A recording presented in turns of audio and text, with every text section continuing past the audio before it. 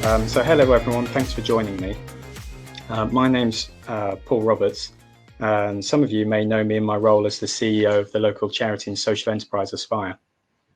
So before I launch into my talk, I should explain I'll be giving a talk to slides for about 15 minutes, and then I'd really welcome answering your questions that you share with me via the chat function on the right-hand side of the screen, which I'll save until the end. So my talk today for Bio 2020 is about building the new normal. How now is the time to embrace this period of change, to innovate, and to realise an inclusive, sustainable economy for Oxford. The pandemic and the looming homelessness and unemployment crises coming in its wake that will affect Oxford as much as anywhere else in the UK will bring bluntly to the fore what has been hiding in plain sight for years, the uncomfortable truth of stark inequality holding back our city, but also an opportunity to address it head on. We can use this moment to build together a more inclusive and sustainable economy and community in Oxford. It is the only way we as a city can become more resilient in the face of pandemics, climate change, and the many other challenges we now face. So later in my talk, I'll set out 10 ways for how we, businesses included, can work together to begin to build this new normal in Oxford and explain the emerging local collaborations that are taking shape involving charities and social and community enterprises that will help realise this vision on the ground. So before I dive in, let me say a little bit about myself. I live in Oxfordshire with my family, including 2 young children, after having lived in Oxford. For the last 6 years, I've had the privilege to be the CEO of an amazing homelessness and employment charity and social enterprise called Aspire. Aspire is also a business, of course. As a social enterprise, we trade. About half of our income of £1.75 million each year comes from trading. We employ over 50 people, so we have recruitment and retention needs too, and we need to make the numbers stack up. The difference is that all of our trading profit is reinvested back into our charitable work, and over half of our workforce has lived the experience of severe disadvantage, such as rough sleeping, drug addiction, or prison time. We've operated in Oxford for just under 20 years now, supporting some of our city's most marginalised adults and young people to move into paid employment and change their life chances. On a daily basis, I'm engaging with people who are at the sharp end of what inequality looks and feels like in our city. It's too often a difficult, grinding experience of precarious housing and homelessness, of poor physical and mental health, of insecure and sporadic employment, of digital deficit and of food poverty. In the here and now, Aspiring is engaging with 130 adults in Oxford's hotels who would otherwise be rough sleeping at this moment in time to try and find them a new home beyond the chaos. In more recent years, Aspire has supported the founding of exciting community enterprises and underused spaces across Oxford.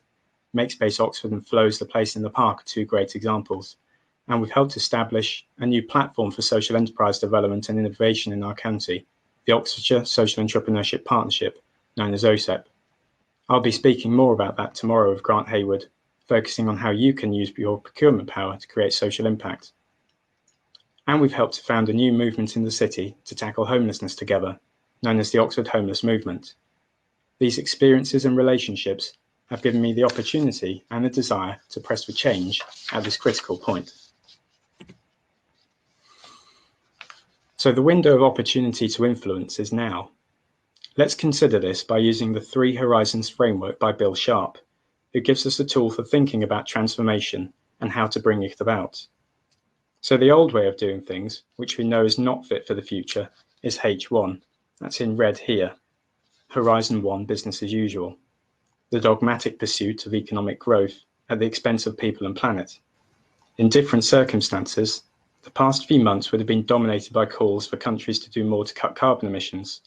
A year of floods, hurricanes and bushfires made a strong case for action to make economies more sustainable, leading to COP21 in Glasgow this November. How things have changed. I'll come back to Bill Sharp's model, but it's worth spelling out that H1 business as usual was also not a model fit for Oxford's future because of its design faults to create inequality. So there is widespread poverty and stark inequality across the UK, including in Oxford. Local and central government's own indicators spell it out. So 10 of Oxford's areas are among the 20% most deprived in England. These areas, such as in the Lees, Rose Hill, Barton areas of the city, experience multiple levels of deprivation, and the men and women living there have a much shorter life expectancy by a number of years, and they have child poverty rates of over 40%. The Centre for Cities annual report has identified Oxford as the second most unequal city in the country for 3 years in a row now, second only to Cambridge. For such a small city, it's managed to not only maintain but also increase some of the most steepest social gradients found anywhere in Europe. Oxford's become the most unaffordable place to live in the UK. It has one of the most divided school systems in Europe, and it is suffering from a health divide between Oxford's neighbourhoods that has grown so widely in recent decades. There's a painful juxtaposition of new food banks and local teachers bringing in food for their pupils to eat, within a short distance of high tables at the colleges where more privileged people can eat every day for free. While universities build new constructions out of most expensive stone and marble, people in the city are sleeping in sheds, currently upgraded to hotel rooms. If you're feeling uncomfortable about that, then you're human. So this inequality of income and opportunity can prevent people from positively contributing to the economy. It holds back prosperity and the overall development of Oxford. Low pay, precarious private rental, food poverty, high stress, poor health, all of which is affecting many thousands of people in Oxford, particularly our low-waged employees with children, doesn't make for a great workforce, and it damages productivity. Most importantly to me, unequal places like Oxford have lower levels of social mobility and are failing to take full advantage of their most prized asset, human capital, people. Coming back to Bill Sharp's model, how do we shift from this H1 horizon that we accept is not fit for the future to Horizon 3, in green, the emerging future we want, to replace and improve upon Horizon 1? What was lacking was a profound shock that would make such change feel possible. Enter Horizon 2, the black dotted line, the arena of disruptive innovation. Disruptions can take many forms. They can throw up new ways of being or doing. We can innovate in this dynamic space of change, and we can harness the innovation to bring through the emerging future of H3 to help it arrive well and hasten the decline of Horizon 1 to leave well. You don't need me to tell you, we're now living through the biggest disruption in a generation. Economic growth has collapsed, unemployment is soaring, poverty is increasing. The slimmest of silver linings in this crisis is that it gives us the opportunity to look to and embrace a different future, because we're in H2. A famous 20th century inventor called Buckminster Fuller left us with this amazing quote: "You never change things by fighting the existing reality. To change something, build a new model that makes the existing model obsolete." We need a compelling alternative frame of thinking if the old one, H1, is ever to be debunked. Without an alternative to offer, there is little chance of entering, let alone winning, the battle of ideas to move to H3. So we urgently need a new primary measure of progress for our city. Dogmatic fixation on GDP and growth has only led to extreme inequality and destruction of our living world.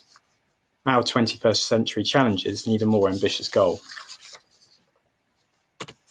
So what is the model then? Inequality is not an economic necessity, it's a design failure of H1. As the eminent Oxford economist Kate Raworth argues, we need to move from an economy that needs to grow, whether or not it makes us thrive, to an economy that makes us thrive, whether or not it grows. Quoting Amartya Sen, we need to advance the richness of human life rather than the richness of the economy in which human beings live. So how do we achieve this goal of everyone in Oxford being healthy, empowered, and creative? How can we live with dignity, opportunity, and community? I take inspiration from Kate Raworth's donut model, as is being implemented in Amsterdam as we speak, as a useful, progressive vision framework for cities to adopt. Kate Raworth, by the way, who created the model, is speaking on the 5th of June about bringing the model to Oxford. So a cross-section of business leaders and MPs are now calling for a more sustainable, inclusive, and resilient UK economy for the future. This came from a letter signed by 200 CEOs to the PM on Monday this week, from those left-wing radicals such as HSBC, BP, and Heathrow Airport. So whatever the framework, there is now a growing, compelling argument for the nation and cities such as Oxford to commit to a Green New Deal approach, to invest in decarbonisation of their economies with programmes that would simultaneously put people back to meaningful, dignified work. So let's trial the Green New Deal in Oxford as one of the UK's most innovative, civic, compact, compassionate, wealthy yet also starkly unequal cities, to see whether adopting this approach can create jobs, cut emissions, and join into a new wave of innovation that enables everyone in our city to thrive. Those of us who want a different sort of economy, we need to start somewhere. And if not now, when? And if not Oxford, where?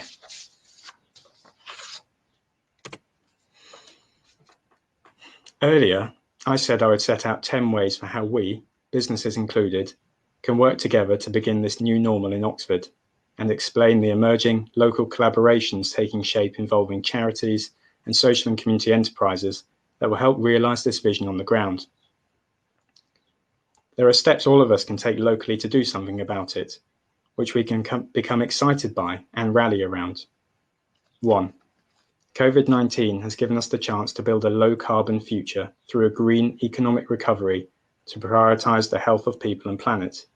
In Oxford, before the pandemic, we had witnessed the growth of environmental sustainability activity, notably Bioregional's Green Tech network and their One Planet Living framework. This gives us the platform to build local collaborations. Thriving local green businesses can help create new jobs for Oxford's residents made redundant as a result of the pandemic's fallout. 2. Let's embed inclusivity into our new policy programmes and establish an Inclusive Economy Commission for Oxfordshire and initiate community wealth building in our city. Oxford City Council was already reframing its economic strategy to endorse a triple bottom line and community wealth building approach. 3. If you're an employer, create good, secure jobs and be inclusive in how you recruit. Having a poor quality job or no job can be bad for your health. Paid employment has potential to protect health and contribute to reduced health inequalities. Pay the real living wage or higher. Oxford University adopted the Oxford Living Wage in February, and offer secure employment contracts, support people with health and social issues into work. Try and recruit through outreach programmes into deprived areas. Take your business to them by engaging Aspire. 4. If you're a business or organisation that needs services in our city, use your procurement power wisely and fairly. Make sure your contractors in your supply chains pay their employees well and give secure jobs. Work with social enterprise where possible and support them to access your opportunities. The income Aspire generates through its maintenance services is critical. This can help your supply chain and keep your spend local and makes a huge difference. If you need inspiring, visit Supply Change as a great example of social procurement in action. 5. If you're blessed with investment wealth, look at how you can divest it, certainly from harmful extractive industries, and look for social investment opportunities locally instead.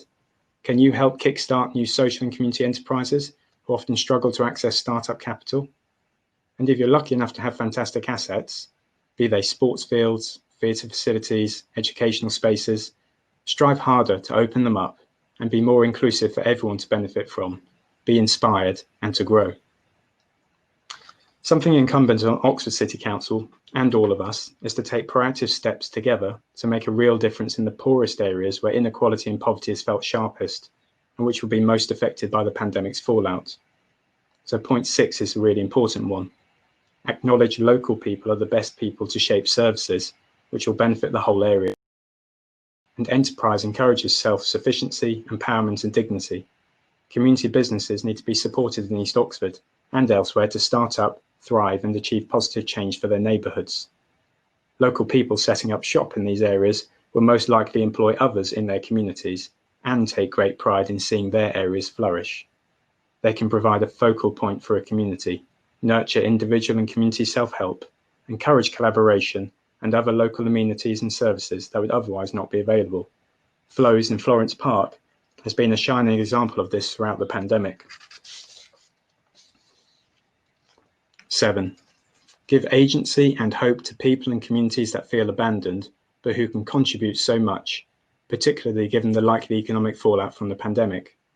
So through our work at OSEP, we've launched 6 hubs in February to support enterprise development in the county, but there is so much more that we can do. 8. It's time to invest in community enterprise to help level up Oxford. This will require us to build the capacity for self-employment and community enterprises in places like Barton and Rose Hill, where there may be fewer people with the confidence and experience to set up their own businesses and enterprises, but the outcomes could be remarkable. 9. The recovery must be inclusive and bring everyone with us, including those who find themselves in the most precarious circumstances, such as Oxford's homeless residents in the hotels. Why not join the Oxford homeless movement to become more informed, inspired, and active? 10. Perhaps the most inspiring aspect of the local response to the pandemic has been the innovation demonstrated by volunteers. From Oxford Hub's amazing Oxford Together programme in the city, to the Sophia Fair Share food distribution scheme, and to the pro bono Skillshare on Team Oxford's Furlough Exchange programme, there is much collaborative goodwill to continue to build on.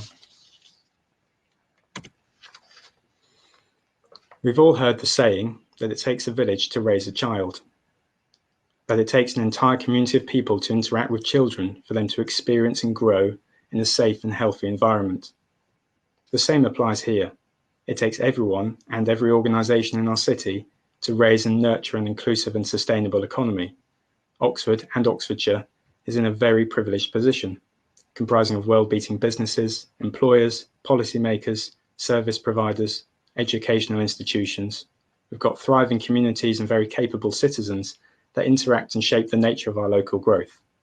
We must make the most of these networks within Oxford to collaborate with purpose, to create the jobs and the opportunities for our citizens to access and play their role in our city's prosperity. That is the end of that. So thank you very much for listening.